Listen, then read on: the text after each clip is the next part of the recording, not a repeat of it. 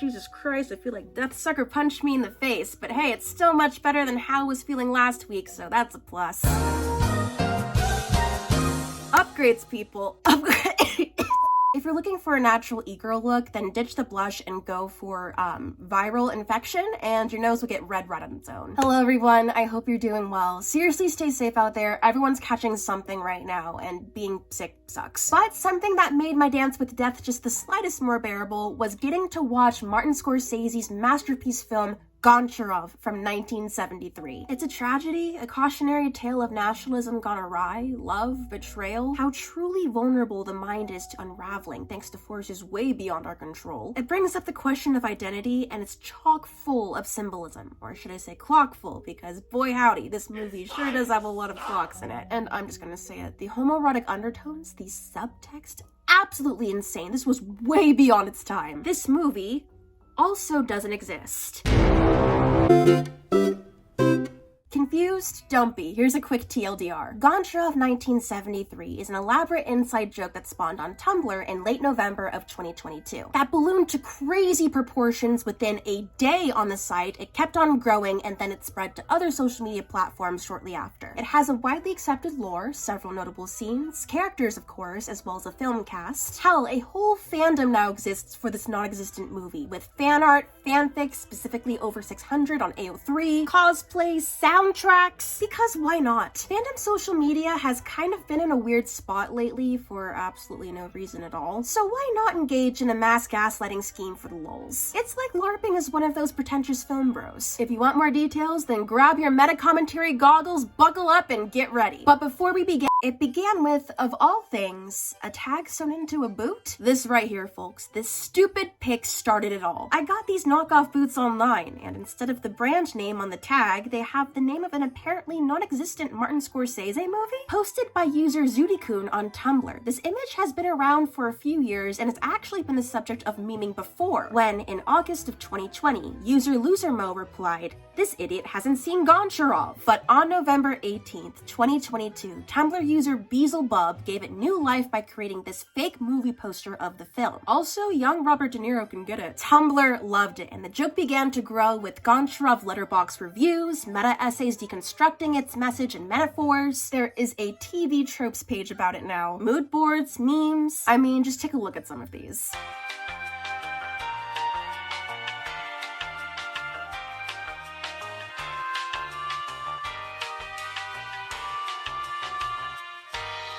And then the mythos grew.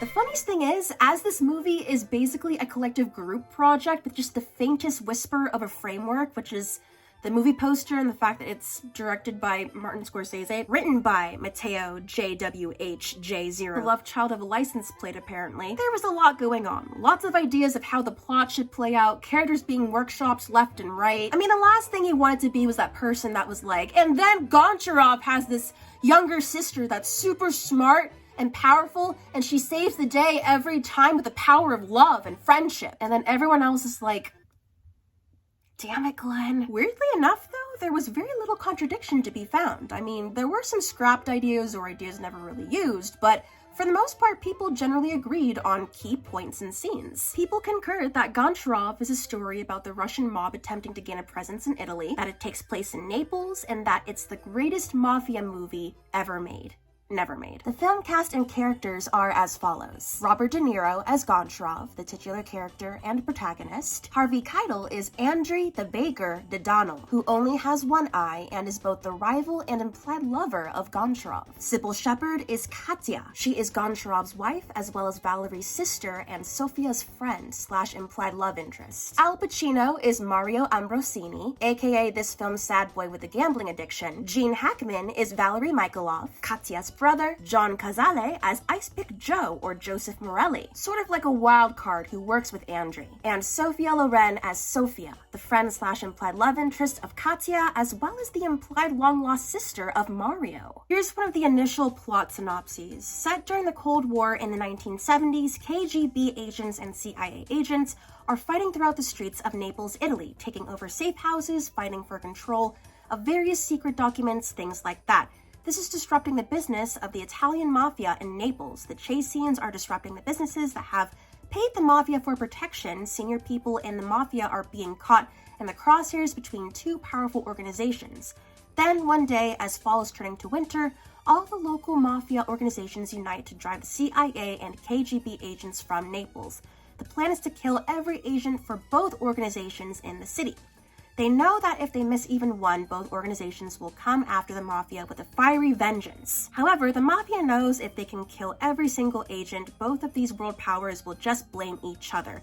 Thus begins one of the greatest movies of all time with covert spy games, epic chases, and undercover intrigue. Here's the fake wiki page for the film with a brief synopsis. After the betrayal of an unknown actor leading to the dissolution of his crime ring and the destruction of his home, disillusioned mafia boss turned independent mercenary Goncharov, De Niro, immigrates from Soviet Russia to Italy with his wife Katya, Shepard, who harbors secrets. Katya sees opportunity where her husband does not, and she ensures that Goncharov's long-lost friend and rival for her affections, Andriy, Harvey Keitel, follows them there from Torino. There's apparently a flashback with a shootout where Goncharov is the last man alive, but not the last man standing. His right leg is injured. This is symbolism. Andriy invites Goncharov to meet him at the clock tower, but Goncharov is stalled by a chance encounter with an Italian gambler, Al Pacino, who reminds Goncharov of his former successful money laundering empire of discotheques. Haha, I've never actually said that word aloud before. Discontent with Goncharov's new expectations of a calm and domestic life and reluctant to fulfill the traditional expectations of a housewife, Katya is unexpectedly offered an apple by her childhood friend at the market when Andriy relays an invitation to Goncharov. They will dine in a restaurant tonight at 11 o'clock. Where the did Ice Pick Joe come from? Their sojourn to Pompeii has ended in disaster. As money changes hands, Andriy and Goncharov discuss wine and anchovy pairings to mislead Valerie, Hackman. He finds her blood-stained coat and fears the worst. Ambrosini agrees that the alliance has been successful thus far and commits to working together with Goncharov after they come to an agreement during negotiations, but Andriy is not convinced. However, it isn't until Katya throws the empty beer bottle against the wall, iconic beer bottle scene, where it shatters that Ambrosini crosses the bridge afterward. Is that the iconic bridge scene? Oh my. Valerie accuses Goncharov of corruption, both of himself and of his wife. However, it is through their dance beneath the twinkling lights of the palace that Goncharov again feels the strength of his love of Katya renewed. But when he spots her due to her jewel-toned cocktail dress, Sophia's presence strikes Ice Pick Joe as too convenient to pass up. Earlier in the film, however, he hid the watch in the same... What the is happening? When Andriy spots Goncharov and Katya at the clock tower, he's overcome by jealousy. Michael, who the heck are you? Reminds Goncharov that his fate is inescapable just before. Even though the fish in the bowl will always remain in captivity and can never return to the waters once they came, they all have their needs provided for. The bell rings, it's too late. Goncharov looks up, it was Andriy. But he does not know that Katya is behind him. The boat rocks back and forth. The waters of the Mediterranean Sea are uncharacteristically cold. Winters come to Naples.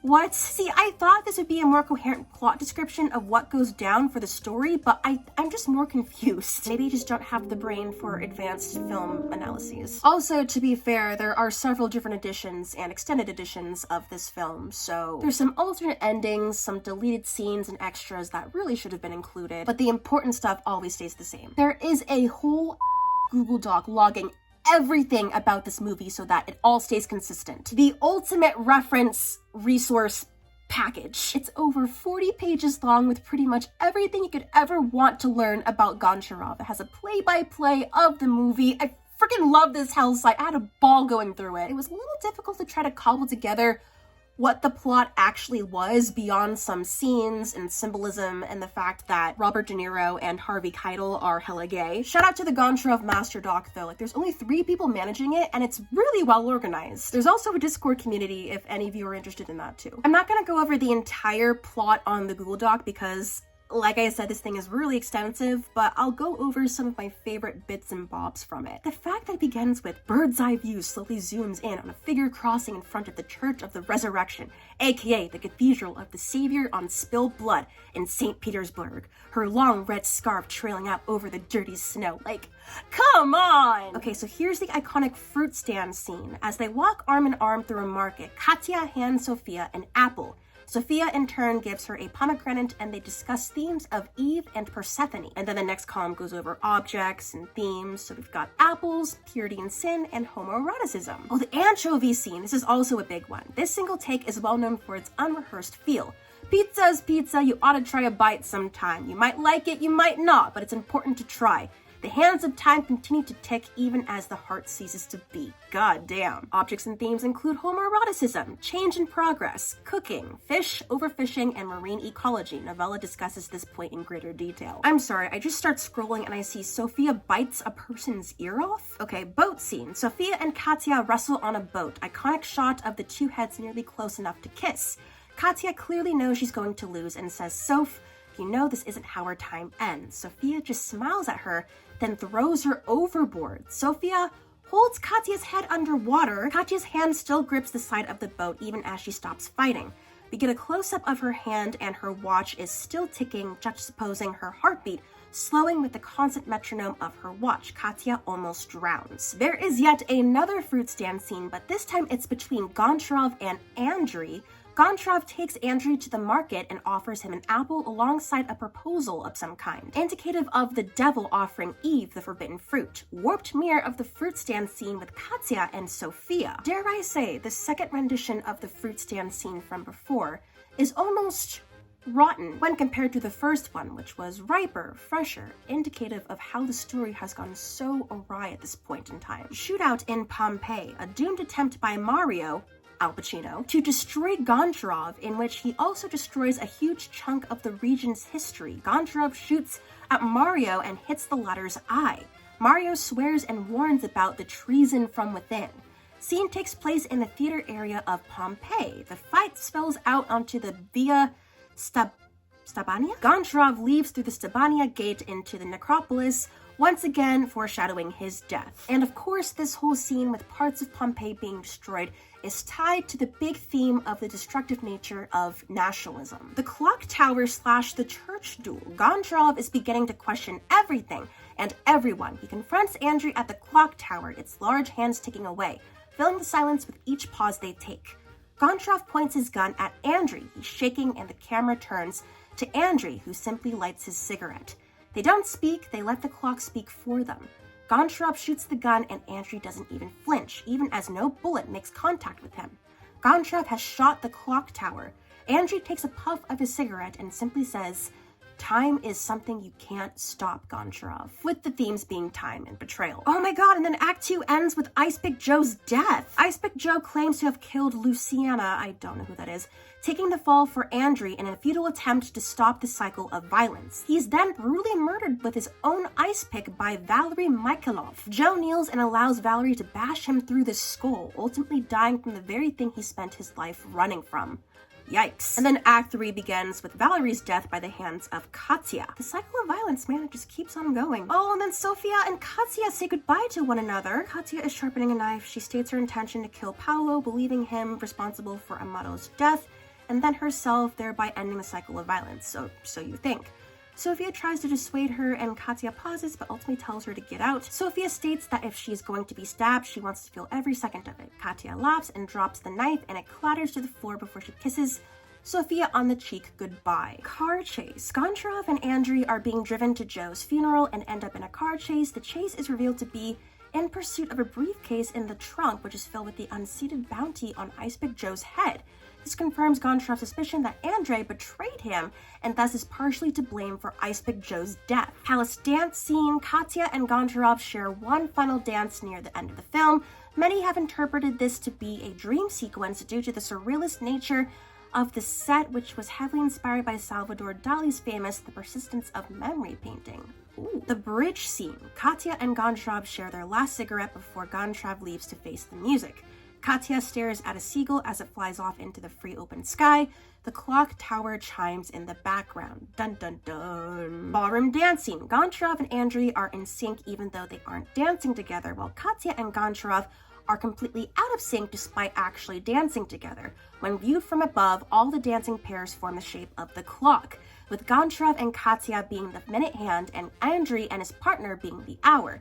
sharing a dance plays. This parallels palace dance by showing the reality it mimics. In the dream, Goncharov and Katya seem happy dancing together, but in reality their dancing is discordant and bitter.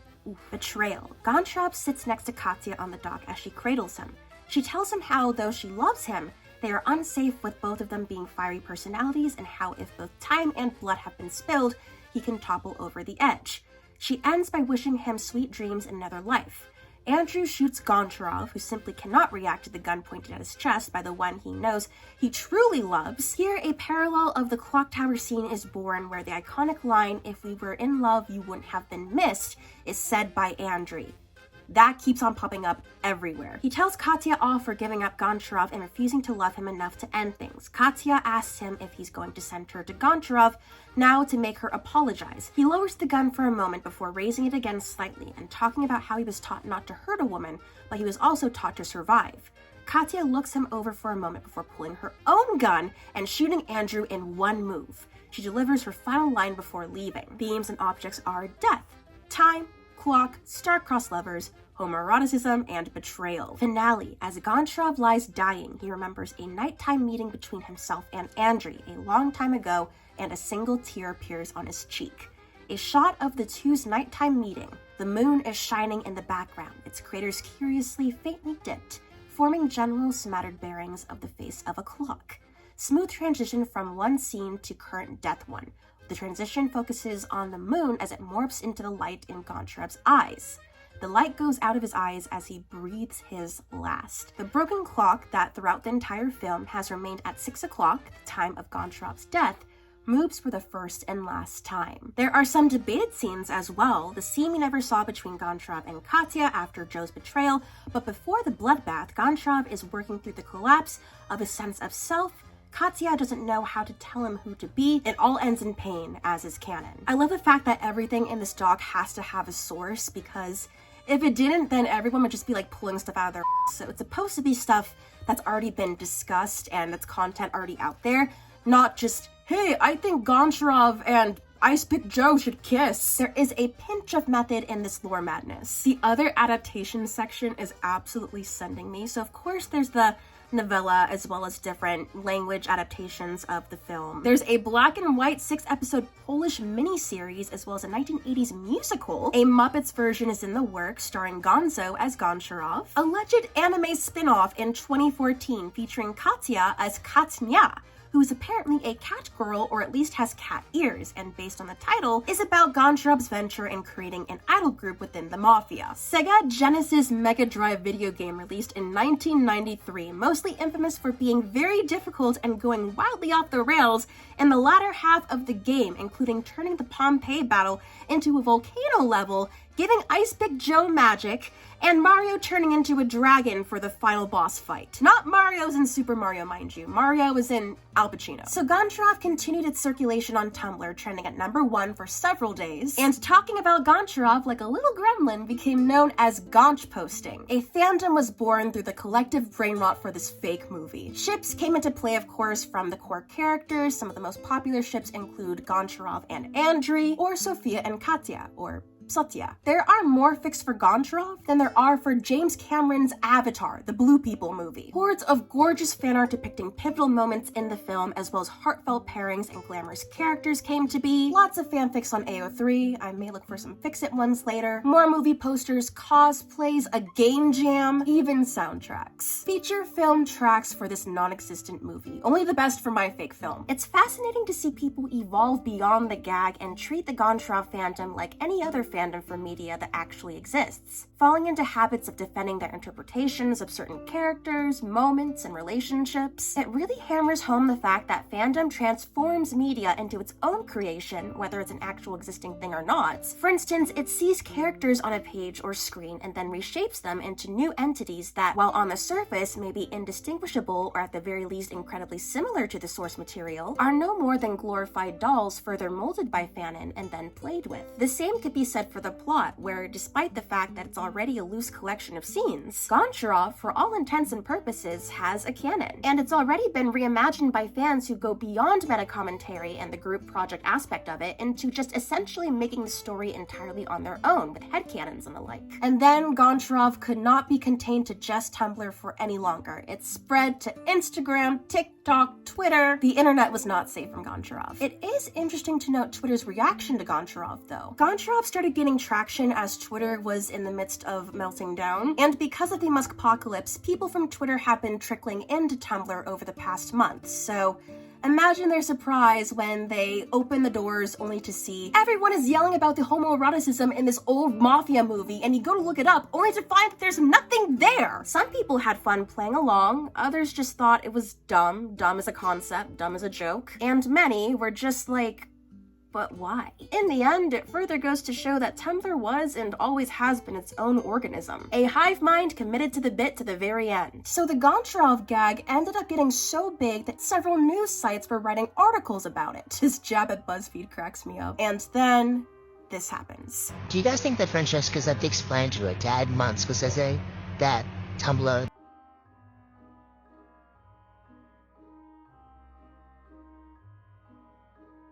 So, thanks to Scorsese's daughter, we know that he knows and is in on the Goncharov joke as well. What a beautiful conclusion to this tale. But wait, there's more. The truth about the boots? Apparently, the boot tag was supposed to be referencing a different movie called Gomorrah, a 2008 crime drama film, which also had the tagline, "The greatest mafia movie ever made." And Martin Scorsese lent his name to the film to give it a boost. How Gomorrah became Goncharov is beyond me, but hey, the more you know. Thank you so much for watching. I hope you enjoyed this little dive into Goncharov 1973. The lore, the characters, the clocks. If you're still curious about Goncharov, I've left the master doc and a whole bunch of other sources in the description for you to peruse at your leisure to see what you can piece together yourself. What are your thoughts on Goncharov? The phenomenon? The movie itself? Feel free to talk about it in the comments. Thank you again so much for listening to my nasally voice, and I will see you in my next video. Bye!